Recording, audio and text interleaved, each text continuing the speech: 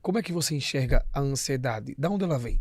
Luquinhas, ó, eu acho que isso é uma das coisas mais complexas de talvez aqui eu não consiga ser tão objetivo.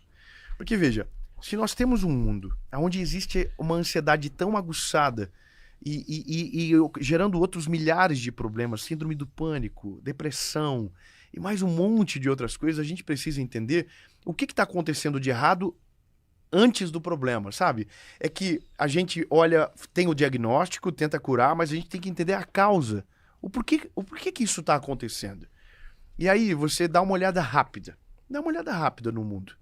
Veja, nós temos uma geração onde os relacionamentos são totalmente instáveis, há uma ausência paterna e materna muito relevante, famílias destruídas na sua base, pressões da sociedade desenfreadas, metas inatingíveis, pressões inalcançáveis. Então, olha só, hoje, o que é alguém de sucesso? Para você ter sucesso hoje, você tem que ter grana, dinheiro, você tem que ser famoso e o seu padrão de beleza tem que ser compatível com o do momento. Agora a questão é, isso é plausível para todos? Não.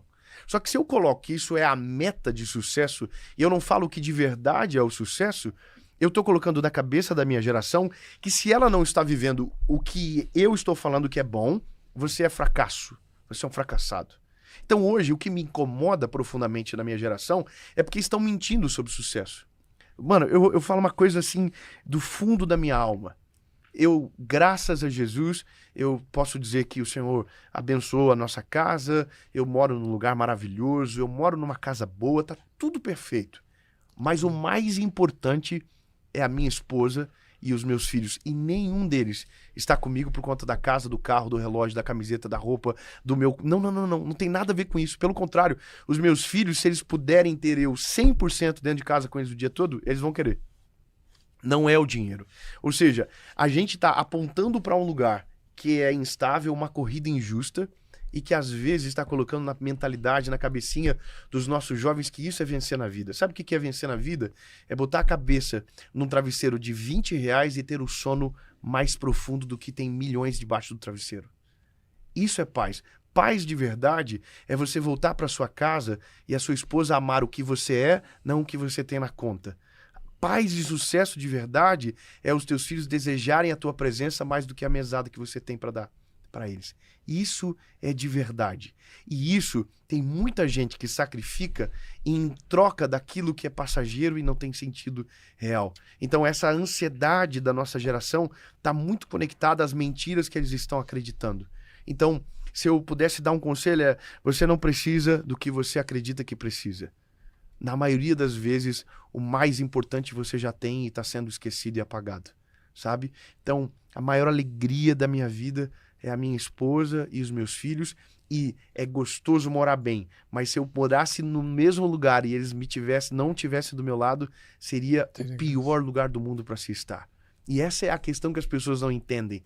Eu faço e esqueço que a razão é quem me espera dentro de casa, sabe? Então, é isso. A razão de toda essa ansiedade são as histórias mentirosas que a gente está acreditando, e isso vem roubando a paz da nossa geração, vem tirando, sabe? Porque automaticamente começa a se comparar, né? Sim, começa a se Esse comparar. E outra, normalmente as pessoas, elas não mostram a parte ruim. Elas sempre mostram a parte boa. O que é normal do ser humano. Eu também não quero tirar uma foto um dia que eu tô com a cara que é uma lua, sabe? Inchada, com sono, com mau humor. Eu não vou fazer isso. Ninguém faz. Só que a minha vida é cheia de dias onde eu tô com a cara de glúteo, que eu não quero ver ninguém, que eu tô bravo com alguma coisa, que eu fechei o tempo com alguma circunstância. Então esse dia ninguém sabe.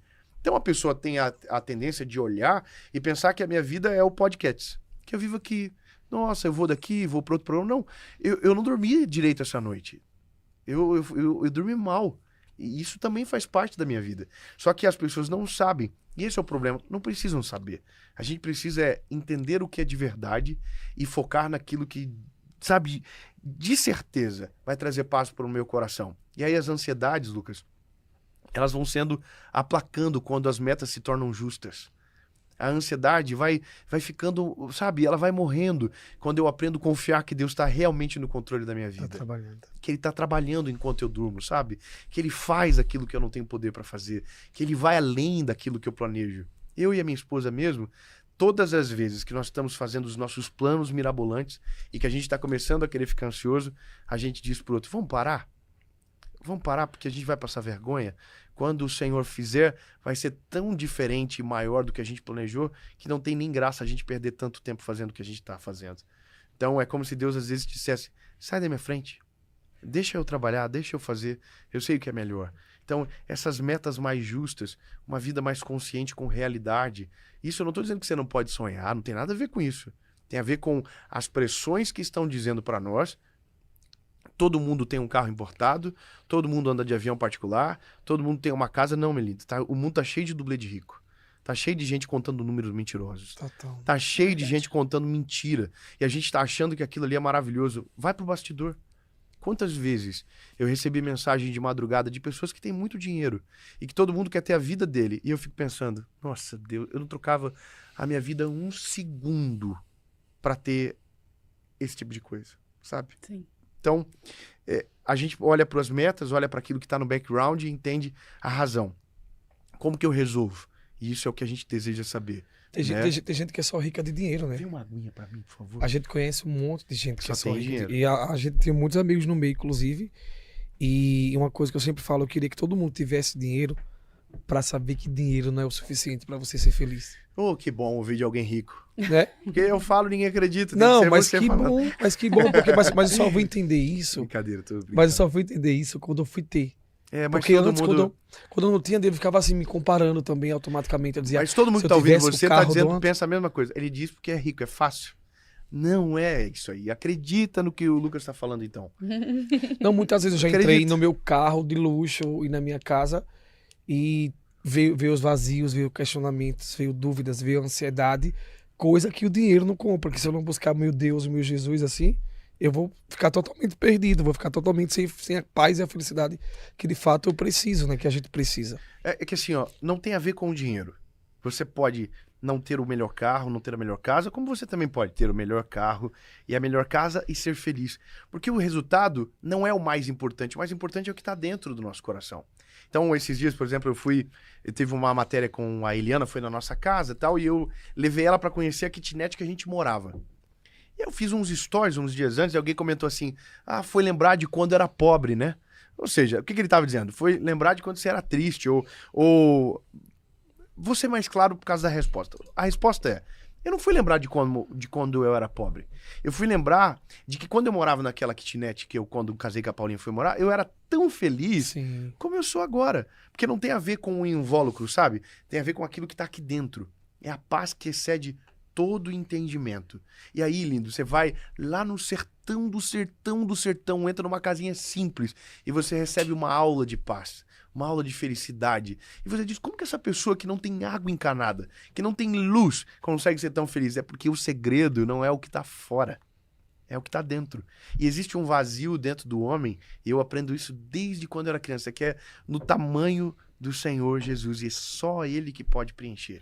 A Bíblia fala esse termo, né, de carência, quando você lê Salomão, Provérbios de Salomão, fala de Cantares de Salomão, perdão, fala de Ahabab, que é a carência, que é uma carência tão profunda que nada consegue preencher e somente o Senhor preenche essa lacuna do nosso coração. E aí todas as outras coisas têm mais sentido, tem mais gosto, tem mais prazer, tem mais alegria, tem testemunhos em tudo aquilo que você vive. Então, esse vazio existencial que todos nós temos, não importando a condição social, é só Jesus que preenche. E Ele é maravilhoso para aplacar a ansiedade do nosso coração. Quando você está muito nervoso, ansioso, Filipenses capítulo 4, versículos 6 e 7. Não fiquem ansiosos por coisa alguma, antes em tudo sejam conhecidos através das vossas petições. Ou seja, conta tudo para Ele. A Bíblia diz, e vocês vão experimentar a boa, perfeita e agradável vontade de Deus. Então, é mais simples do que a gente imagina. O que a gente precisa tratar é o que está fazendo a gente ter esse sentimento, sabe? Sim. Então, chegou nos 30, não casei ainda. Quem disse que você tem que casar? Não fiquei milionário. Quem disse que você vai ser milionário? Quem disse que isso é o que você precisa? Então, essas pressões todas que colocam, a gente tem que tomar muito cuidado. Isso é real, né? Forte, né? Realmente. Porque a gente acha que tem que seguir um padrão. Não tem padrão, não. E não existe padrão. Felicidade não respeita padrão, não. E muitas vezes eu me sinto cobrado, às vezes eu digo, mas aí às vezes eu paro. Eu tenho feito mais pra mim ou pros outros? Né? Eu tenho feito de fato porque eu tô sendo feliz fazendo isso ou porque as pessoas precisam me ver fazendo pra me validar. É muito louco isso, mas eu penso muito também sobre isso. Lucas, mostrar que eu posso- isso se aplica em tudo. Eu vejo, tô vendo vocês aqui, vocês são lindos, são jovens, a gente também é jovem, talvez, né, temos idades parecidas. Você tem que olhar tudo que você faz, entender a vertente do teu coraçãozinho. Olha pro teu coração. Por exemplo, se você precisa ter esse telefone porque o outro diz que você precisa, não tenha. Se você precisa fazer porque alguém diz que aquilo é bom, não faça. Porque à medida que você vai liberando o seu coração para ser escravo das opiniões, para ser escravo dos desejos, para ser escravo, você se perde na sua identidade. Até o momento que você se olhe no espelho e você seja o projeto de alguém e não aquilo que você é de verdade em Jesus. E aí é nesse dia que tudo perde o sentido, aonde a depressão bate na porta, aonde a ansiedade se apresenta, porque daí você não se reconhece mais. Você é o objeto de alguém. Então, se eu puder dar um conselho para você, se eu dar um conselho para você, não seja o objeto das pessoas. Não precisa. Você não precisa usar a roupa X porque o outro usa. Você não precisa ter o telefone que o outro tem. Seja você dentro da sua realidade. Sabe? Caminhe de maneira organizada, em paz. Porque é tão triste ver gente que é linda e se sente feia. Gente que é feliz e que tem a certeza que é infeliz. Por quê? Porque ele não é de verdade uma pessoa sarada nas suas emoções. Ele é escravo do que os outros dizem. Sabe? Então, não faça porque você quer agradar alguém. Faça porque você se sente bem. Entendeu? Faça porque você está feliz com aquilo e está tudo bem. E eu não estou falando de pecado, não estou falando de nada disso. Eu estou falando sobre identidade. Identidade é escolher porque eu gosto. Fazer porque eu acho legal. Não porque alguém está dizendo que aquilo é bom. Porque tudo isso acarreta nessa perda de identidade, sabe? A pessoa precisa ter o jeitinho da mesma pessoa. Você precisa fazer isso, você precisa ter aquilo. Não, você não precisa de nada disso. Construa a sua vida de maneira aonde você seja saudável nas suas emoções. Tenha certeza de quem você é em Jesus. Se você sabe quem você é em Jesus, você não precisa provar para os outros quem você é. Você não precisa dar aprovação, porque isso nos torna escravo, sabe? Tira nosso sono, tira nossa paz. Eu sei do que eu tô falando, porque eu também tenho pressões. As pessoas querem que eu fale sobre X, as pessoas querem que eu diga isso, querem que eu ataque a alguém, querem que eu polemize, querem que eu me posicione, que eu... Não, bebê, eu tenho uma missão. Minha missão é apresentar Jesus para as pessoas. Eu sou um evangelista. A minha missão está clara para mim. Se não está claro para você, você acha que eu tenho que fazer? Faça você. Ah, você tem que falar isso. Fale você. Eu tenho que fazer aquilo que fui chamado para fazer. E essa é a minha identidade. Então, não preciso atender os padrões, não preciso ser quem os outros dizem que eu sou. Eu sou o que a minha Bíblia diz que eu sou. Tem um pastor americano chamado Joel Osteen, ele diz, eu sou o que a minha Bíblia diz que eu sou aquilo que Deus diz que eu sou. Eu tenho o que Deus quer que eu tenha. E é isso. Isso não mortifica os sonhos, mas tira essa ansiedade do meu coração sobre o amanhã. Me dá confiança e paz.